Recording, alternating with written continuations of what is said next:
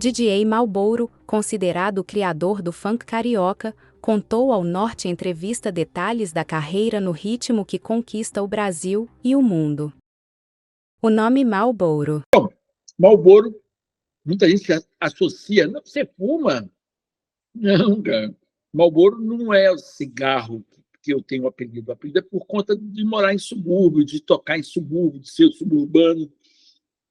E as pessoas associam Marlboro com lugar distante, lugar longe. Porque tem um bairro chamado Marlboro na África do Sul, tem uma avenida Dr. Marlboro na África do Sul, tem uma cidade chamada Marlboro nos Estados Unidos, no estado de Massachusetts. Então, e aquele comercial do cigarro tinha um cara no cavalo, num lugar inóspito, e aí as pessoas tinham Marlboro como lugar longe, lugar distante, subúrbio. Então, por eu ser um DJ de subúrbio, então acabou que o apelido Marlboro, o cara que veio da terra de Marlboro, que veio de longe, acabou sendo o apelido que ficou, Marlboro. Não tem nada a ver com cigarro, cara, só mesmo com a distância, com é, aquela coisa de distância mesmo, de ser longe, terra de Marlboro. Origens e começo na música. Eu nasci na Praça Mauá, no Hospital Servidor do Estado, no centro do Rio de Janeiro. O mais carioca, eu sou carioca da gema do ovo, né? Daquela centrinho da gema do ovo. Que Praça Mauá é no centro no centro do Rio de Janeiro. E aí, quer dizer, logo que eu nasci, meu pai estava servindo aeronáutica, novinho, minha mãe estava trabalhando na uma coisa chamada Bicho de Seda, que era uma loja de tecidos. E aí meu pai recebeu uma proposta de trabalhar em Brasília, porque Brasília estava sendo construída e estava tendo muita confusão, muita briga em Brasília. Eles tinham que montar uma polícia para tomar conta dos candangos, né, em Brasília. Aí meu pai não tinha nenhum compromisso, né, se acabar de servir a aeronáutica, resolveu ir para Brasília lá para formar essa polícia, porque Brasília, quando, quando foi construída, foi uma meia alforria em Brasília para as pessoas que tinham mandato de prisão no Brasil inteiro. Então tinha muita gente braba lá, né? Muita gente que antigamente não tinha informatização, não tinha essa coisa da integração entre as polícias para poder localizar. Hoje em dia você comete um crime no Rio, você chegou lá no norte, você está preso por conta da integração que tem das polícias, da informática, né? Das redes. Mas antigamente, em 63, a pessoa que cometesse um crime na Paraíba, ela se mudava para os Recifes, ninguém já conseguia encontrar mais, tão perto um do outro, e as pessoas. E aí o cara fazia alguma coisa errada em Recife, mudava para Fortaleza e praticamente era uma pessoa nova no local, com uma vida nova, e começava outra coisa. Então, como Brasília estava sem esse policiamento, por conta de exatamente querer popularizar a cidade, querer que a cidade crescesse, muita gente não trabalhar, muita gente não morar, famílias inteiras não morar, eles meio que não deram uma meio alforria para as pessoas que estavam indo trabalhar em Brasília, né? E não todas as pessoas, mas aquelas que tinham problema nas suas localidades iam para lá porque sabia que lá ninguém ia cobrar ele qualquer coisa errada que ele tivesse feito no seu estado. E aí começou a ter muita confusão, exatamente porque tinha muita gente braba junto no mesmo local. Aí tiveram que montar essa polícia, meu pai foi para lá e fez essa primeira, que era DGI, se eu não me engano, o nome da polícia que ele fazia para não sei nem quer dizer DGI. Qualquer dia eu vou ter uma perguntar ao meu pai. Meu pai é vivo ainda, né? Tem 84 anos e aí lá em Brasília, eu morei lá 11 anos, né? Meu pai lá fez prova para a Polícia Federal, entrou para a Policial Federal, e aí ganhou como chefe da censura em Foz do Iguaçu. E foi ser chefe da censura em Foz do Iguaçu. E eu, com mais ou menos 12 anos, mais ou menos, 12, 13 anos, fui morar em Foz do Iguaçu. Fiquei lá por alguns anos, mais 4 anos, depois de morar no Rio de Janeiro. Mas essa coisa de morar em Brasília e morar em Foz do Iguaçu nunca me desligou do Rio. Por quê? Porque meus avós paternos eram de São Gonçalo, Niterói, meus avós maternos eram do Engenho de Dentro Meia, ali na divisão entre Engenho de Dentro e Meia. Então, eu morava em duas divisas do subúrbio. E aí, quando eu vim morar no Rio de Janeiro, e eu comecei eu sempre gostei muito de música, né? Desde criança. Eu tinha um disco, quando eu tinha 1 ano de idade, o nome do disco é Bug do Bebê. Outro dia eu achei na internet, no YouTube, botei Bug do Bebê, achei lá o disco compacto, que era meu compacto. Eu adorava, mas eu não gostava nem. Não sei se eu gostava da música, né? Porque não dá para saber. Mas o que eu gostava muito era da criança no início da música, o bebezinho falando alguma coisa, tinha umas vozes de bebê no início, e aquilo me. É meu disco, é o meu disco, é o meu disco. 1 ano de idade. Bom, e aí, quando eu tinha mais ou menos 13 para 14 anos, já morando no Rio de Janeiro, eu comecei a me interessar muito, gostar muito de música. E aí eu sempre gostei muito de signo também, vi um amigo meu cantando o Capricórnio, Sagitário. Eu falei, cara, que música boa é essa, falar de signo, né? Aí ele falou, não, o negócio é da Rádio Cidade, Cidade Dance Club, na FM. O que é FM? Eu não sabia o que era FM. E aí eu comecei a me interessar quando eu comecei a ouvir o programa da Rádio Cidade, do programa do Van Romero, Cidade Disco Clube, Cidade Dance Clube, e comecei a gostar de música. E aí eu comecei a me interessar mais pelas mixagens do que propriamente pelas músicas, porque na época as músicas eram meio disco. Eu frequentava alguns bailes, que eu via aquelas músicas dos bailes, não tocavam na Cidade Disco Clube, eu achava estranho, por que essas músicas aqui não tocam na rádio? Por que a música da rádio não toca no baile? Eu comecei a ver que existia uma ponte ali, uma diferença entre a rádio e o baile. Porque como eu morava no subúrbio, as músicas que tocavam na rádio eram as músicas da Zona Sul, da elite. E as músicas que eu ouvia no baile era a música do subúrbio, música da periferia. E tinha 2 tipos de baile na época, tinha o baile de rock e tinha o baile de soul. E aí, quando eu vi, aí veio a febre da disco no mundo inteiro, né? Aí eu comecei a tocar. E o engraçado é que eu toquei na festa de 15 anos da minha prima, logo que eu comecei a tocar, né? Aí, anos depois, eu toquei na festa de 15 anos da filha dela. Aí, anos depois, eu toquei na festa de 15 anos da neta dela. Agora estou esperando a bisneta para tocar na festa de 15 anos também. Tem muitas gerações que você vem tocando, né? E aí, por coincidência, ironia do destino, acabou que eu segui essa. Eu consegui tocar em várias gerações, festa de 15 anos de várias gerações. Existiam 2 tipos de bailes. Um era o baile de rock, que tinha as equipes que tocavam rock, que era Rock Day, Rockstyle, Jet Rock, Furacão 2000. Essas equipes eram equipes de rock. Do outro lado, tinha as equipes de soul, que aí tinha Soul Grand Prix, Dynamic Soul, Black Power, Soul Grand Prix, Cashbox, que eram as equipes do lado do soul. Eu frequentava os 2 bailes, eu gostava de ouvir música nos 2 bailes. Eu achava aquilo muito interessante, né? Como é que. E o público se dividia também, né? Nos bailes de soul, era o público black, Black Power. E no baile de rock, eram os cocotas. Entendeu? Que é engraçado, no YouTube, saiu uma música na época de um grupo chamado Painel de Controle, com a música Black Coco. E a música fala Black Coco, tá. E essa música foi para o Fantástico, né? Comentaram com ela no Fantástico, mas a explicação que dão para essa música não tem nada a ver com a realidade do que essa música verdadeiramente é. Que essa música falava do movimento, que o lado black e o lado cocota. Black cocota, que eram os 2 públicos que frequentavam os bares naquele momento. Só que no Fantástico eles falam sobre coco, fica meio aleatório, mas não fala dos bailes. O baile era tão invisível que uma música que foi feita para esses bailes, comentando sobre essa existência dos bailes, vai para a televisão e nego não conta a história verdadeira do que é a música, né?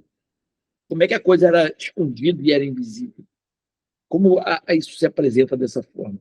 Bom, isso em parte foi bom também, né? Porque os bailes de rock, de cocota, que acabavam no memorário, a porrada comia. O couro comia entre um lado e outro. Por quê? Não era por causa da cor, não era por racismo, era por conta diretamente do movimento musical diferente. Mas se a mídia tivesse. Se aquele movimento tivesse visível e a mídia filmasse um embate daquele, ainda mais no regime militar, eles iriam levar para o lado da perseguição, iriam levar para o lado do racismo, iriam levar aquilo para o lado do apartheid, entendeu? Então, graças a Deus, nós éramos invisíveis naquele momento, né? E aí aconteceu o seguinte: houve uma movimentação do governo militar para impedir os bailes black. Por quê? Porque, ao mesmo tempo que estava acontecendo os bailes black no Rio de Janeiro, estava acontecendo ações dos Panteras Negras nos Estados Unidos. E tinha o movimento Martin Luther King, que era um movimento de paz e de harmonia e de conciliação, conciliador, e tinha do outro lado os Panteras Negras falando conciliar porra nenhuma, nós queremos nosso direito, nós queremos contra revolucionário. E aí houve uma perseguição aos bailes já naquela época, em função das ações do Pantera Negra lá nos Estados Unidos, dizendo que eles estavam financiando os bailes do Rio de Janeiro para concentrar os jovens negros para que fizessem uma revolução.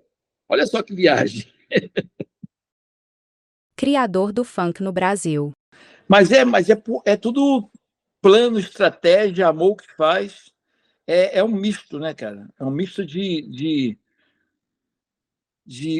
elementos. Não existe alguém que tenha criado, tenha feito alguma coisa que você não tenha. É como uma máquina. São várias peças e tudo tem que funcionar.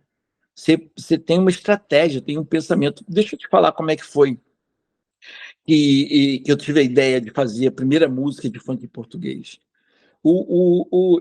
Essa questão, que eu sempre falo isso, a questão do invisível, do subúrbio que é invisível, que ninguém vê, que as pessoas não dão atenção, entendeu? Eu ficava até assim meio indignado. Pô, morreu uma pessoa na praia de Copacabana ou na Zona Sul, nossa, todos os jornais falavam, a televisão cobria, era uma notícia assim, tipo, matéria para o Fantástico no domingo, né? Morreu uma pessoa na Zona Sul. Mas no subúrbio morria 10, 15, 20, 30, ninguém falava nada. Eu ficava, caramba, por que essa invisibilidade? E eu fazia o baile no subúrbio de 10 a 15 mil pessoas por final de semana e ninguém falava nada. E uma bota na Zona Sul de 200 pessoas, pô, tinha matéria de televisão, tinha coluna de jornal, tinha programa de rádio. Por que ninguém... Isso era uma ingenuidade, eu não sabia que existia essa barreira de preconceito entre Zona Sul e Zona Norte. Então eu falo muito para as pessoas, o funk foi feito por uma ingenuidade. Porque talvez se eu tivesse a maldade de entender o preconceito, talvez eu não tivesse tido iniciativa, porque eu ia ver como, é o preconceito, que pena, que dó, entendeu? Eu ia ficar me lamentando por ser vítima de preconceito e aquele conformismo de que nada vai mudar, que não, entendeu? Mas por eu não entender e não saber o que era o preconceito, é que eu comecei a tentar ver se eu arrumava uma maneira de dar visibilidade àqueles meus bailes de 15, 10 mil pessoas para o Brasil inteiro, né? Para todo mundo. E aí, em 86, o Hermano Viana, que escreveu que estava escrevendo uma tese de mestrado chamada Mundo Funk Carioca. Tá? É uma tese de mestrado. E aí ele apareceu lá na rádio, não era meu amigo, quando nos conhecemos assim, ele foi lá e pediu para me acompanhar nos bailes, que ele queria fazer essa tese de mestrado. Eu falei, claro que sim, vamos embora. Aí ele começou a ir comigo nos bailes, começou a fazer amizade, ficamos amigos, né? E ele todo final de semana ia comigo nos bailes para escrever, eu via sempre escrevendo, anotando, tirando foto, e formando ali a história essa tese de mestrado, ela virou livro em 88. Tá? O nome do livro é Mundo Funk Carioca, que tem na internet para download, se as pessoas quiserem ler esse livro. Tá? E aí, em um dado momento, em 87, o Hermano vai... Hermano Viana é irmão do Herbert Viana. Tá? Estava no estúdio do Herbert Viana, uma bateria Boss DR-110, lá no estúdio do Herbert, lá que ninguém estava usando. Vou levar para o Marlboro conhecer como é que é uma bateria eletrônica. Aí ele levou para mim a bateria, e aí ele me mostrou como funcionava. Eu liguei ela no baile do RCN, lá em São Gonçalo, comecei a fazer barulho, parecia até um índio quando pega o espelho pela primeira vez, que não sabe nem como o que faz, o que não faz. Mas eu fiquei brincando com ela e guardei as instruções que ele me deu na memória. No dia seguinte, eu acordei, liguei para ele, pedi para ele fazer a programação que eu tinha sonhado na bateria. Ele foi, pô, caramba, que legal, vou te dar de presente a bateria. Me deu de presente a bateria. Nisso que ele me dá de presente a bateria, acende a primeira eureka. Caramba, já sei como é que eu vou dar visibilidade para os bailes do subúrbio. Vou criar os ídolos. vou produzir artistas, produzir as músicas, e essas músicas vão ocupar os espaços da televisão, do rádio e dos jornais. Entendeu? Foi. Aí eu peguei logo, montei dois grupos. Ele me deu a bateria eletrônica de presente. O professor dele, da tese de mestrado, orientador, na verdade, chamado Gilberto Velho, e está escrito isso no livro, isso que é mais interessante, disse que ele não podia ter me dado a bateria. Você não pode, o pesquisador não pode interferir. Ele só pode observar e anotar. Ele dá a bateria para o Marlboro foi uma interferência que pode mudar o curso da história todinho. Você acabou de dar o rifle para o chefe indígena. Foi a palavra do professor dele. Você acabou de dar o rifle para o chefe indígena. Pode mudar a história a partir dessa bateria. E foi o que aconteceu, né? Porque aí, com essa bateria, eu montei logo dois grupos, o África Batata, uma alusão à África Bambata, e o Funk Firmeza, que o Abdullah cantava. E aí, em 88, eu vinha fazendo muita coisa com esses dois grupos, né? Mas nada que me agradasse. Muito ruim que eu fazia. Porque eu estava tentando fazer o que os americanos faziam. E não é esse o caminho. E eu tinha um senso crítico, meu senso crítico é o seguinte, eu me dividi em quatro pessoas.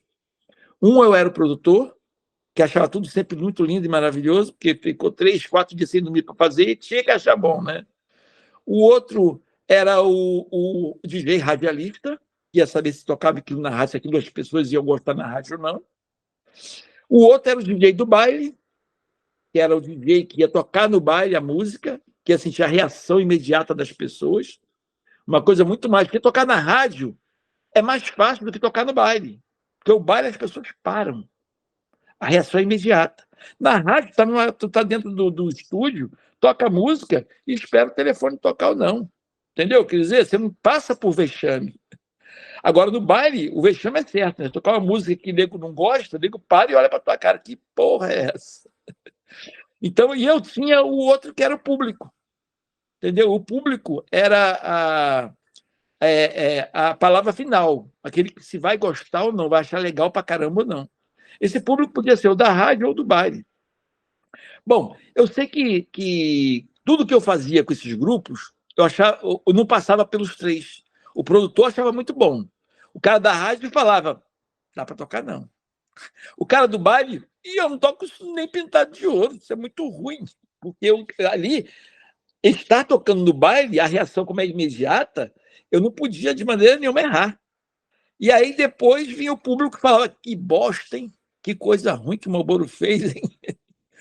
Até que um dia eu fiz uma que a Eureka acendeu. Eu falei que achei o caminho, que foi a Meu da Mulher Feia. Porque eu vi que a música não podia ser falada como eu vinha fazendo as coisas, como os americanos fazem. Tinha que ser cantado, porque nós somos público de costumes melódicos. Nós viemos do forró, do samba, do pagode, das coisas do axé, do tecnobrega, das coisas que são melódicas. Entendeu? E foi a primeira música que eu toquei em 88. Quer dizer, na verdade, quando eu acabei de fazer a música, eu fiz a música assim, tipo, quase que em 10 minutos, tão rapidinha, porque eu estava testando uma bateria de um amigo meu que ele tinha recebido de fora. Como eu era autodidata, ele falou, Moro, mexe na bateria e vê o que você consegue descobrir dessa bateria aí.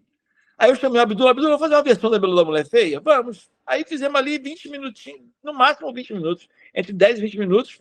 Quando eu acabei de fazer, acendeu a segunda Eureka. Caramba! Que isso, rapaz? Eu descobri o caminho. Eu estava fazendo coisa falada e eu não posso falar, eu tenho que cantar. Eu tenho que ser irônico, brincalhão, encarnador. Amanhã eu vou até ter outros temas dentro do funk, mas o primeiro passo eu não posso dar errando. Eu tenho que dar o primeiro passo acertando. Porque se eu der o primeiro passo com alguma preocupação que não seja de acertar, eu posso condenar o funk a não acontecer. E aí, o que aconteceu? Eu fiquei ansioso, nem dormi nessa noite para tocar a música no dia seguinte na rádio, tão ansioso que eu fiquei. Por quê?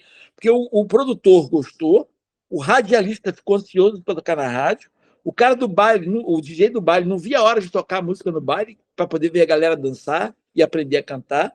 E o público ficou, caramba, que música legal, rindo e se divertindo. Entendeu? Então, naquele momento, os 4 filtros funcionaram. Entendeu? Aí o que eu fiz? Toquei a música na rádio. No dia seguinte, a música era mais pedida da rádio. Na outra semana, outras rádios estavam me ligando. Que música é essa da Melô da Mulher T que você está tocando aí, que estão pedindo aqui na rádio? Estavam pedindo em outras rádios a música. E aí veio a ideia de fazer o disco, de fazer o projeto, de fazer o Funk Brasil, criar o funk brasileiro. Eu comecei a chamar, no subúrbio do Rio de Janeiro, nos bailes, os grupos de dança para cantar. Porque acontece que tinha vários festivais, várias competição de dançarinos nos bailes. Esses dançarinos, eles tinham fã-clube. Eles treinavam durante a semana. Eles tinham uniforme, todos iguaizinhos para dançar no palco. Tinham presença de palco. Eu falei, cara, esse cantar, eu vou convidar eles para cantar, porque cantar para eles vai ser um plus. Cantar para eles é um degrau a mais na carreira deles. E eu preciso de artistas, eu não tenho artista. Eu tenho que criar os artistas, os dançarinos são no baile o que eu tenho mais perto de artista. Entendeu? Você acredita que ninguém quis participar? Ninguém acreditou? Eu falei, cara, você não está conseguindo enxergar que você vai sair de dançarino para cantores, para artistas, verdadeiramente artistas, vão poder ir para televisão, ir para a rádio, não precisa, a música vai tocar na rádio. Não, negócio de funk nacional não dá certo, não. Negócio de funk nacional é uma furada. Tá bom, então. Aí que eu fiz? Peguei o Batata, que era locutor da rádio, que eu fazia programa na rádio, botei ele para cantar. Peguei o. Peguei o Ademir Lemos, que fez o baile da pesada com o Canecão, do Canecão, lá em 1970, com o Big Boy. Ele estava morando de favor no quartinho de empregada da filha dele. Eu achei aquilo cúmulo. Por que o cúmulo? Porque como é que eu vou fazer que o meu movimento seja próspero, ou tenha possibilidade de ser próspero, se os fundadores dele passam por dificuldade? Se os fundadores dele estão passando por muita dificuldade? Eu não posso deixar isso acontecer. Eu tenho que reparar isso. Isso é uma reparação que eu tenho que fazer. Minha obrigação como DJ, como cara que toca e ganha dinheiro fazendo baile, eu não posso deixar que os fundadores desse movimento estejam num patamar menor do que o meu. Eles têm que estar acima de mim. Eles têm que ser os patronos, eles têm que ser os caras que eu vou olhar assim, cara, quero ser esse cara. Quero chegar onde ele chegou. Quero prosperar como ele prosperou. E como é que eu vou trazer pessoas de talento para um movimento que não prospera? Como é que eu vou fazer a pessoa sair do emprego dele e vir para o funk que não prospera? Como é que eu vou fazer o cara da favela, que às vezes está no crime, largar as armas e vir para o funk se aqui não prospera? Então eu comecei a ver o funk como um movimento social, não só um movimento musical. E essa visão que eu tive para poder fazer com que o funk tivesse prosperidade, eu falei, cara, eu tenho que pegar essa pessoa, principalmente, que é o fundador do movimento, e tem que fazer com que ele seja um cara próspero para que as pessoas de talento venham para o movimento. Entendeu? E aí eu chamei ele para o disco. Aí o Guto, ele era cantor de pagode, não estava dando certo. Guto, quer cantar uma música no meu disco? Ele não tinha oportunidade de outro lugar, resolveu cantar. Então eu fui pegando meio que o Cidinho Cabalhota, ele era, como é que dá o nome? Ele era manager da Poligram. Ele era manager da Poligram, o diretor do setor internacional da Poligram. E aí ele tinha o slogan dele, que era o Chupa Neném. Ele pegava o microfone no bar e Chupa Neném, que era o slogan dele para testar o microfone. E aí, em 89, a censura cai. E aí eu queria gravar alguma coisa que fosse chocante. Como o Rock das Aranhas, do Raul Seixas, era proibida pela ditadura, eu quis regravar o Rock das Aranhas com o Cidinho Cambalhota exatamente para mostrar que o funk veio para enfrentar e para abrir espaço para o novo. E que não ia mais ter censura. Que era uma música libertária. Que era um estilo de música libertária. E aí eu regravei o Rock das Aranhas, que tinha caído da ditadura naquele momento, que era a música que estava proibida da ditadura militar. Aí o que acontece? Aí eu fiz o disco lá, fiz as letras todas, botei as pessoas para cantar, e na hora de fazer, aí o Cidinho Cambalhota falou, não, vamos fazer na Poligram. Eu falei, não, cara, quero fazer independente. Poligram não vai fazer nada, não vai nem saber o que eu estou fazendo. Não, eu vou fazer na Poligram, a Poligram vai investir, ela vai fazer pra caramba, ela vai botar o disco para andar, vai fazer divulgação.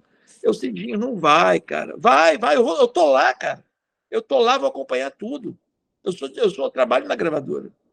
Então eu vou estar acompanhando tudo que vai ser feito. Tá bom, então, vamos tentar. Aí eu fui fazer na Poligram. Só que quando eu fui fazer o disco na Poligram, que eu assinei lá com a Poligram, o Cidinho morre. Caramba, cara. O disco ficou sem pai nem mãe dentro da gravadora. O Carlos Seles, que era o diretor do Cidinho, me convidou para o lugar do Cidinho, porque o Cidinho falava muito em mim. Pô, Marlboro, Marlboro, Marlboro, Marlboro. Tipo fã mesmo, ele gostava muito do meu trabalho, das mixagens, das minhas ideias. E ele, o Carlos Seles, quando o Cidinho faleceu, ele resolveu me chamar lá para poder saber se eu queria assumir o lugar do Cidinho na Poligram. Eu falei, pô, cara, obrigado, quero sim. Estava desempregado, duro, fudido. Tinha só sido campeão brasileiro em 89, que eu fui campeão brasileiro também, né? Disputando o campeonato de MC em São Paulo. Eu era o único carioca entre os paulistas e consegui ganhar o título de primeiro campeão brasileiro do Brasil, né? Fui para Londres representar o Brasil no campeonato internacional. E aí, lá na gravadora, o pessoal dos diretores queriam, primeiro, que eu não estava sabendo o que eu estava fazendo. Ele falou, bota baixo aí, bota teclado, bota alguma coisa aí. Esse funk é isso, não existe. Isso não é funk. Não, esse é outro tipo de funk, um funk que vocês vão ouvir muito falar ainda. Falei para eles assim na época. Eles queriam, o livro do Hermano sai em 88 e vira maior sucesso em 89. O livro do Hermano virou cult, todo mundo na Zona Sul lendo, todo mundo lendo, comentário, matéria, ele dando entrevista. O livro virou muito sucesso na época. E eu estava fazendo um disco na Poligram chamado Funk Brasil. E o nome do livro era Mundo Funk Carioca. O que eles falaram? Não, vai ser funk carioca esse disco. Eu falei, não, não é funk carioca, é funk Brasil. Aí eles, não, mas não tem funk no Brasil, só tem funk no Rio. Por que você quer botar o funk Brasil? Porque o disco ele vai abrir porta para o funk em todo o Brasil. Vai ser um movimento nacional. Vai ter o funk da Bahia, o funk do Nordeste, o funk do Sul, o funk de Brasília, vai ter o funk de Mato Grosso. E o funk ele não é carioca, ele é brasileiro. Aí tipo assim, muitas discussões eu tive com ele, né? Porque eles queriam de qualquer maneira que o funk fosse que o nome do disco fosse funk carioca. Os argumentos deles tinham um fundamento. Qual era o fundamento? Cara, o funk não é brasileiro, o funk é carioca. Está aqui o livro contando a história do movimento funk carioca. Não tem funk em São Paulo, não tem funk no Sul, não tem funk no Norte, não tem funk em lugar nenhum. Esse movimento é um movimento só do Rio de Janeiro.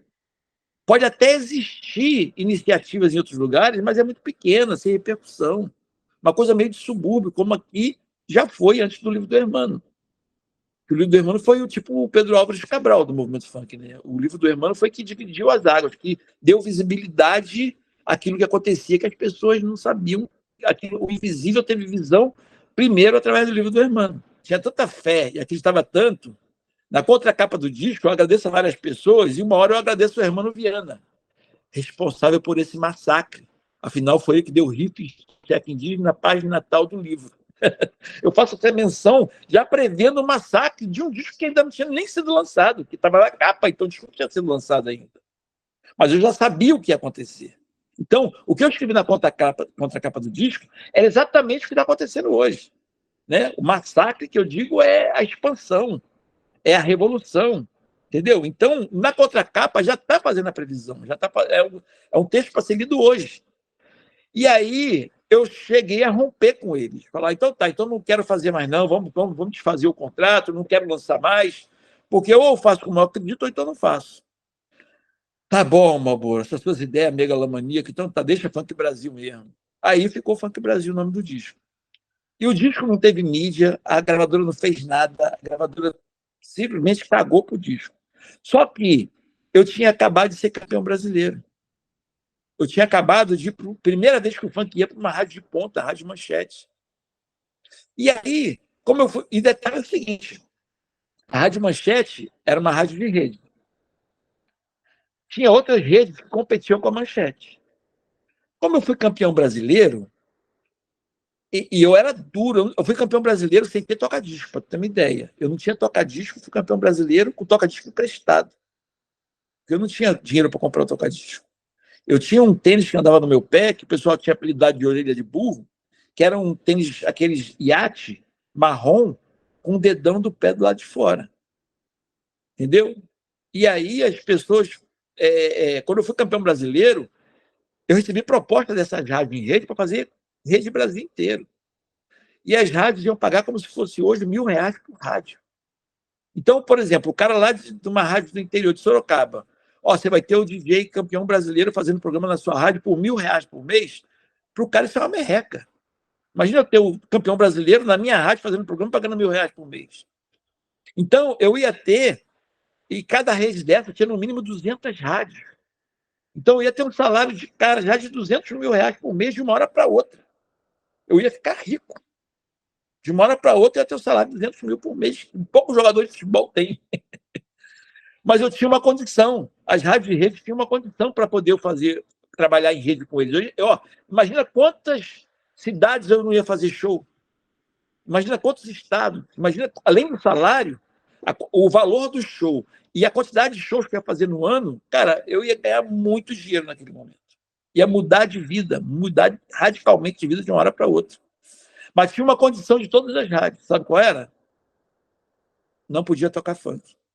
Ia tocar hip hop, eletro, dance, techno, ia tocar pop, ia tocar as músicas da programação da rádio, mixada por mim naquele meu horário. Entendeu? Ia tocar o que era moda nas cidades.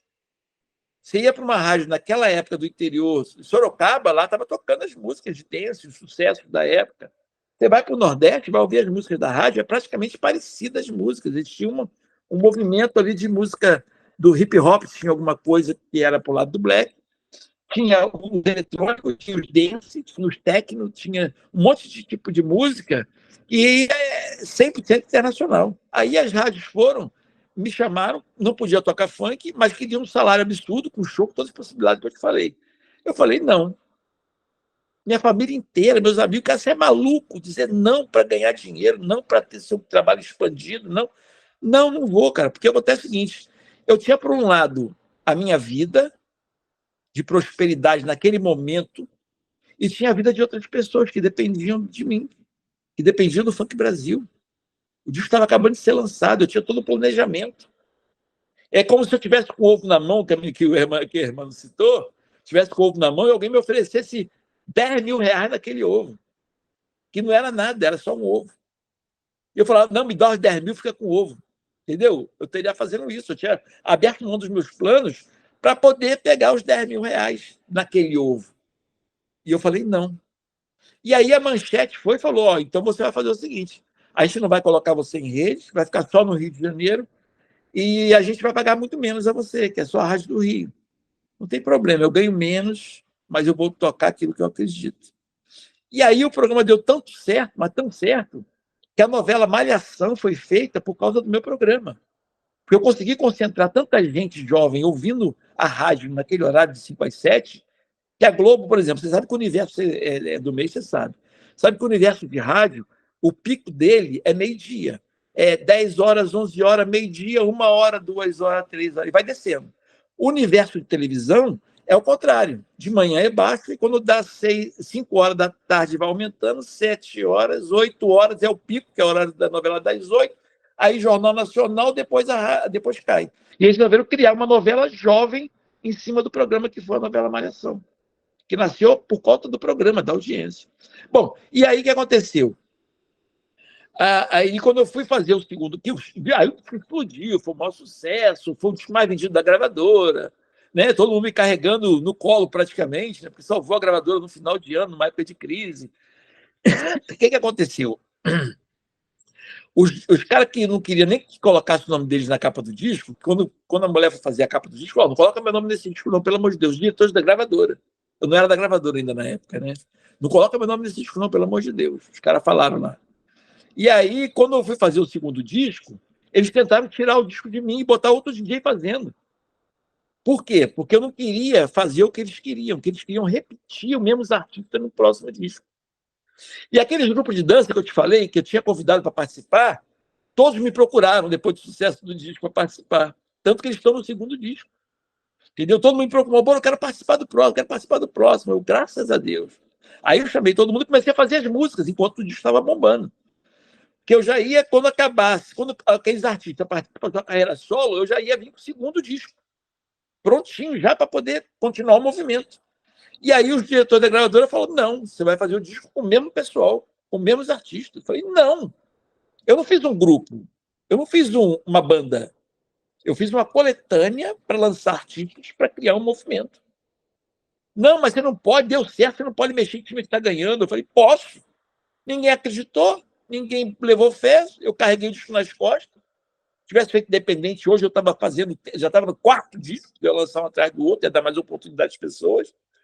E aí o que aconteceu? Eu peguei, tive crise de soluço, fui para o médico, porque os caras. Aí eu cheguei para o meu chefe, que eu trabalhava na Poligrama na época, olha, estou com o pessoal aqui do Funk Brasil 2 pronto. O pessoal do AR lá, do Nacional, não quer deixar eu fazer como é minhas ideias, e eu vou fazer em outra gravadora. Ia fazer na Sony.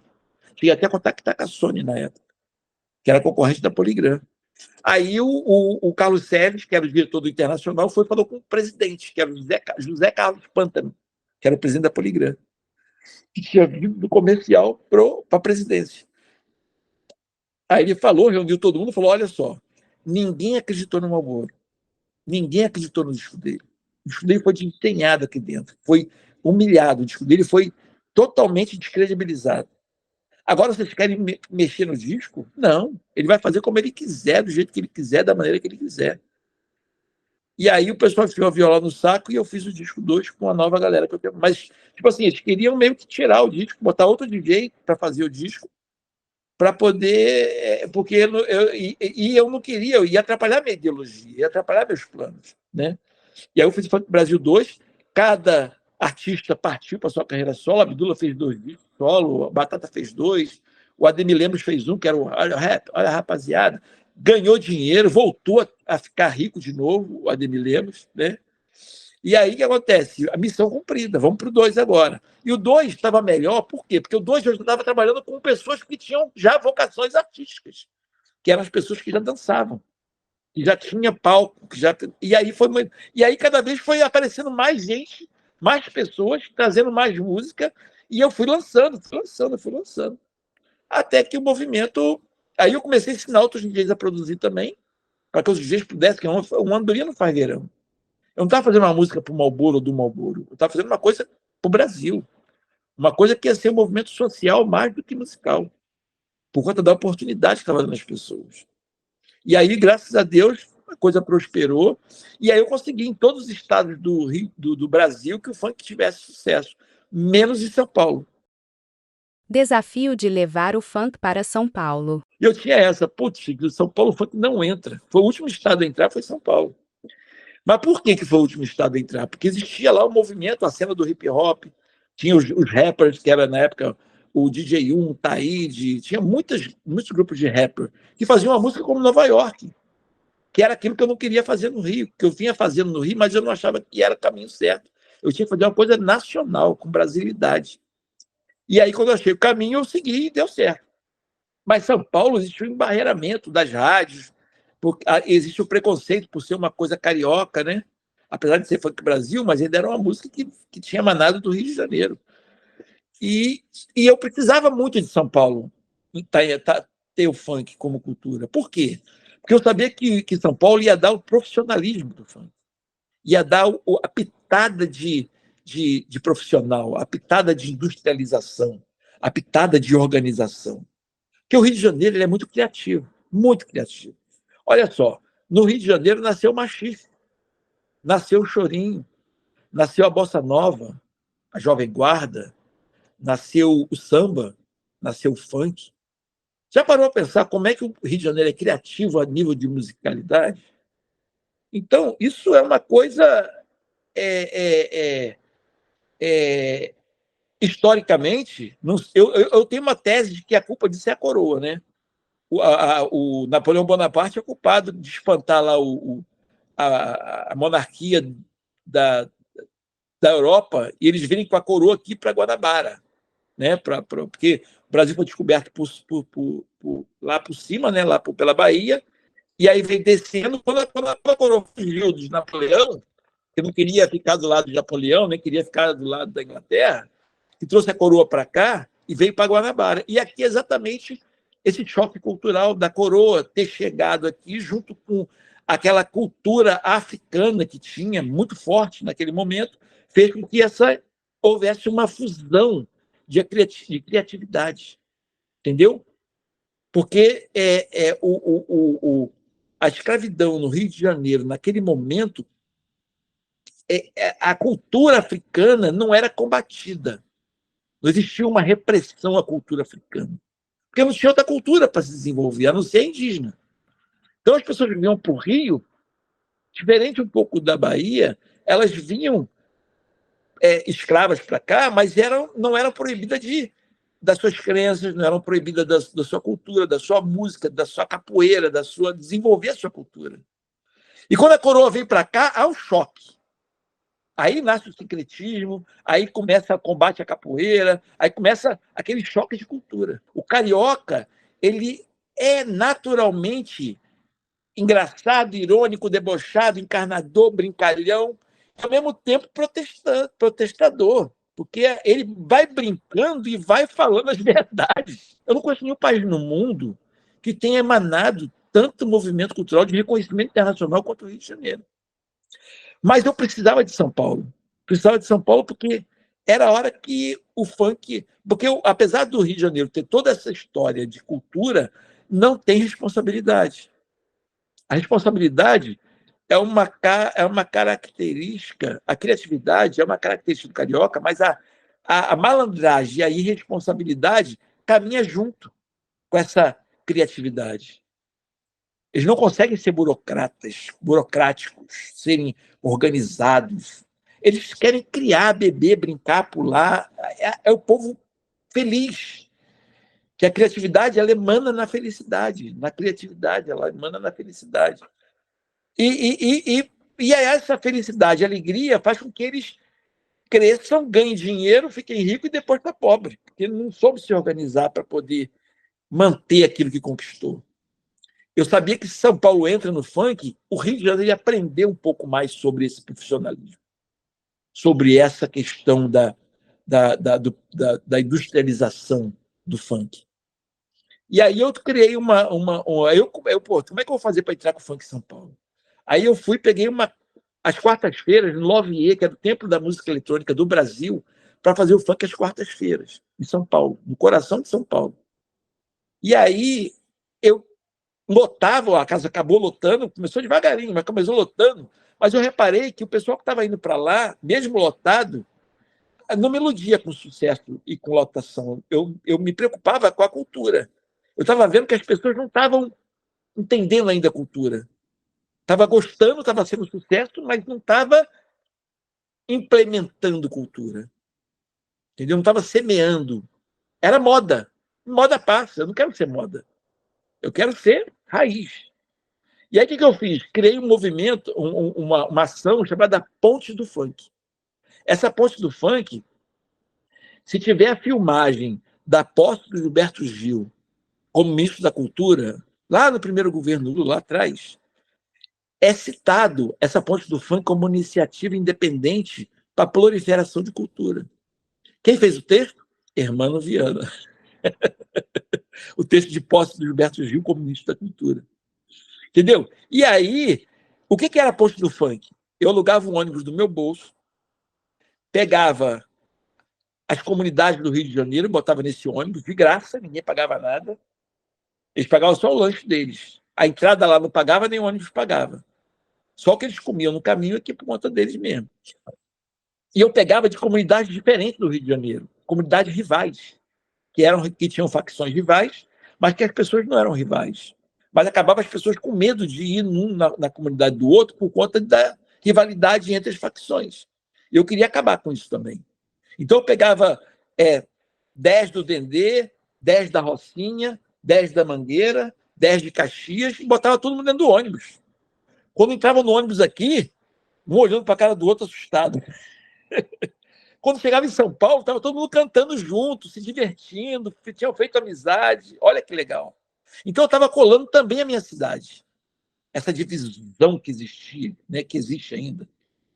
Entendeu? Hoje tem até mais facções, agora tem milícia, tem ADA, tem terceiro comando puro, tem terceiro comando, tem comando vermelho, tem uma série, entendeu?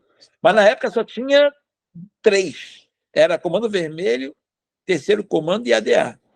Então eu pegava 10 de cada comunidade, botava dentro do ônibus para poder exatamente ajudar nessa coisa das pessoas não comprarem o barulho ou não ficarem contaminados pela rivalidade do tráfico. E aí eu pegava na quarta-feira, juntava o pessoal, levava para lá, e no final de semana eu pegava o ônibus ao contrário.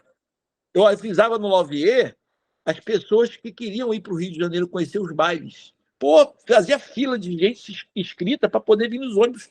Eu pegava e vinha com as pessoas para cá na sexta-feira e voltava no sábado. Ou vinha no domingo e voltava. Ou vinha na sábado e voltava no domingo. E aí eu fazia a inscrição das pessoas e ficava a gente na fila. O ônibus só dava para 40 lugares. Mas eu tinha 100 pessoas inscritas querendo vir para o Rio de Janeiro de graça, para eles conhecerem os bailes do Rio de Janeiro. Assim como eu levava o pessoal para lá, eu fazia a ponte ao contrário também. E aí eu começava no Complexo do Alemão, na classe DE, saía de lá, ia para a Rádio Sol na Tijuca, que era a classe C, e terminava a turnê no Rádio Rock Café com a classe AB.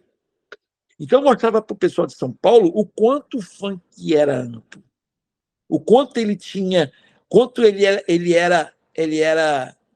pegava todas as classes sociais, o quanto ele era grandioso no Rio de Janeiro.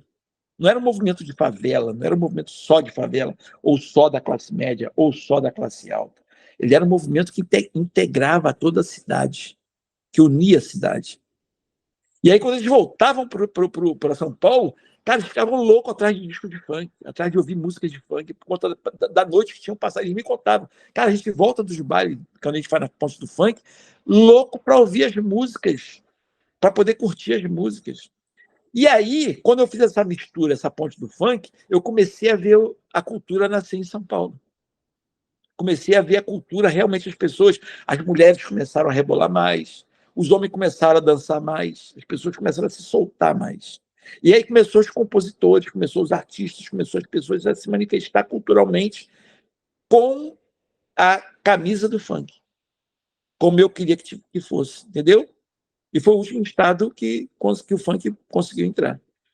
Agora vai lá, que você tinha interrompido, eu tinha que terminar a ponte do funk, porque ele tinha a mão ao contrário, o funk do funk, porque ela não era uma ponte de mão única, era uma ponte de mão dupla. O funk transformou muitas vidas.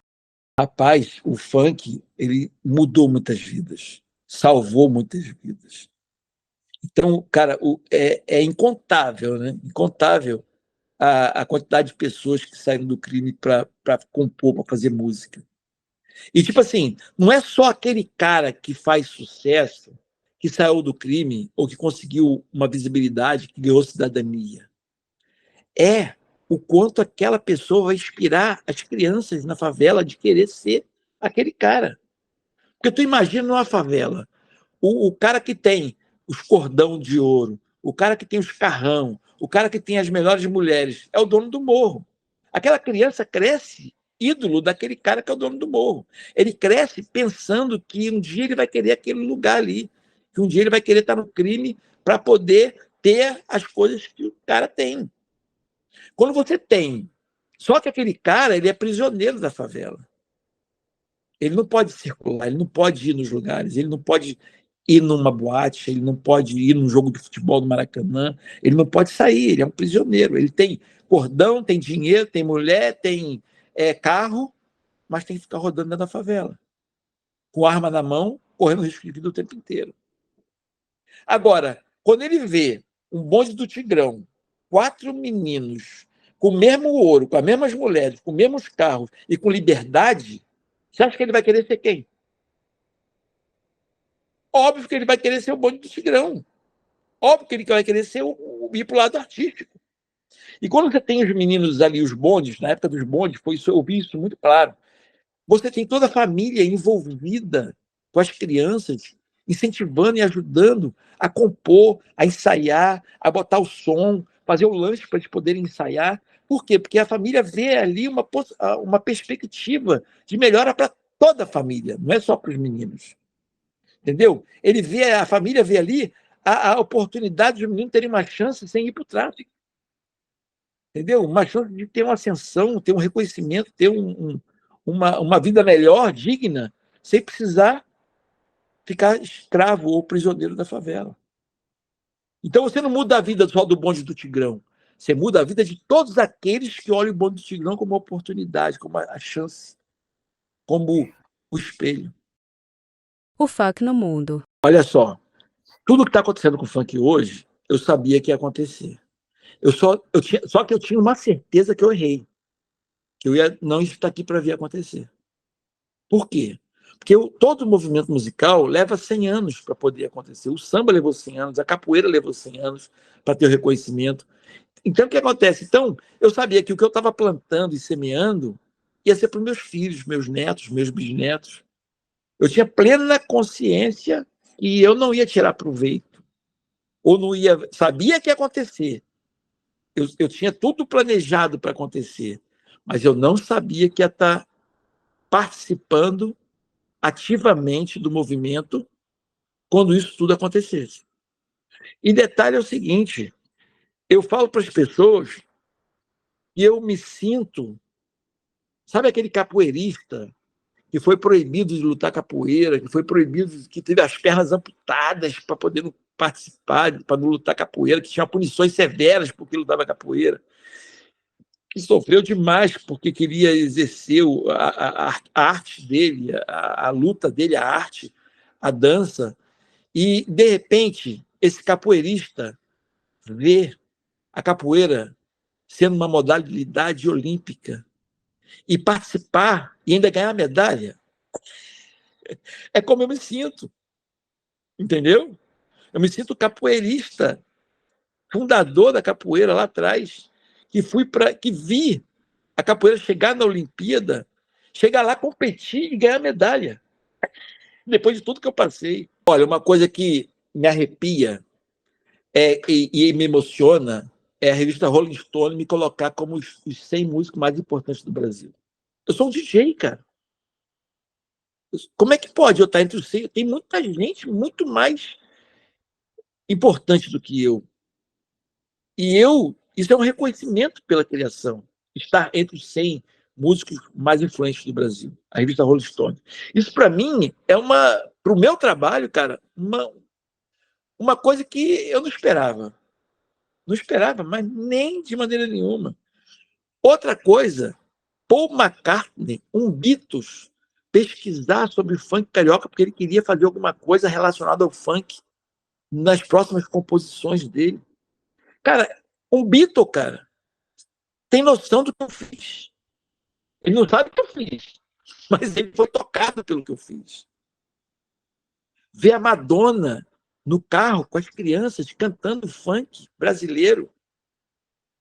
Eu falei, meu Deus do céu, a Madonna, a musa do pop, a Michael Jackson do pop, né? A versão feminina do Michael Jackson, pode-se dizer assim, porque foi uma mulher que também revolucionou o pop. Né? Se o Michael é o rei do pop, ela é a rainha. Concorda comigo? E se o Michael tivesse vivo, eu também penso que ele estaria pesquisando sobre o movimento funk para fazer alguma coisa relacionada. Mas temos a Madonna para mostrar que isso pode ser verídico, né? Que isso pode ser real. O funk ainda não é compreendido por todos. Existe agora uma divisão maior. As pessoas estão mais divididas. Mas você vê pessoas, juízes proibindo baile, autoridades proibindo acontecer os bailes, perseguição aos bailes, policiais entrando nos bailes e proibindo na marra, dando tiro nas caixas de som, tratando como marginal mesmo, entendeu? Apesar de a gente hoje estar entrando nas coberturas mais sofisticadas, está entrando nas casas mais top, dos artistas que estavam ganhando milhões, ficando milionários, entendeu? Nós hoje temos artistas milionários do funk, entendeu? E isso é um choque. Porque ao mesmo tempo que você tem um combate a uma cultura que é marginalizada, ao mesmo tempo que você está no Lollapalooza, ao mesmo tempo que você está nos festivais importantes que acontecem no Brasil, que você está no Rock in Rio, que você está no Detal, que você está nos festivais internacionais, e que a Anitta está conquistando o Gremlin, um exemplo, né? Que não conquistou, mas a gente daqui a pouco consegue. Tenho fé que vai conseguir. Então, o que acontece? Então, você vê que o mundo está reverenciando o funk enquanto ele ainda continua aqui marginalizado. Os juízes dando decisões, colocando o funk como se não fosse música, como se não fosse manifestação cultural. Isso aí é inadmissível, ainda nos dias de hoje. Entendeu? O que vai precisar mais acontecer? Cara, eu toquei no Réveillon de Copacabana 2 vezes, para 2 milhões de pessoas ao vivo, e sem contar as transmissões pelo mundo inteiro. O Réveillon de Copacabana é uma vitrine absurdamente grande. E eu toquei no Réveillon, na queima da virada do ano, na queima dos fogos, eu toquei no Réveillon de Copacabana, logo depois dos fogos, que é a hora do êxtase, eu lá tocando funk para aqueles 2 milhões de pessoas no Réveillon de Copacabana. Isso, o funk chegou nesse patamar e continua sendo criminalizado. A Madonna gostar de funk continua sendo criminalizado. O Paul McCartney, um Beatle, pesquisar sobre funk para fazer alguma coisa relacionada ao funk e continua criminalizado, entendeu? É difícil, porque o funk ele representa o preto pobre e favelado. Enquanto essas pessoas tiverem preconceito contra essas pessoas, eles vão ter preconceito contra os funkeiros. Porque é a música dessas pessoas que conseguiu chegar longe. E essa questão, e essa coisa de criminalizar o funk, é para essas pessoas descarregarem o preconceito que elas têm velado contra essas pessoas e descarrega no funkeiro que não tem problema. Então nós temos que colocar o funkeiro no mesmo patamar que ele teria, no mesmo patamar do preconceito que essas pessoas teriam contra o preto, contra o pobre e contra o favelado. Então, eles não podem ter preconceito contra o funkeiro, porque é o representante dessa classe, que está cantando, está se manifestando, está desenvolvendo uma arte, que está sendo heróis, porque com toda falta de recursos, com toda impossibilidade, contra todas as probabilidades, os caras estão conseguindo ter uma vida próspera.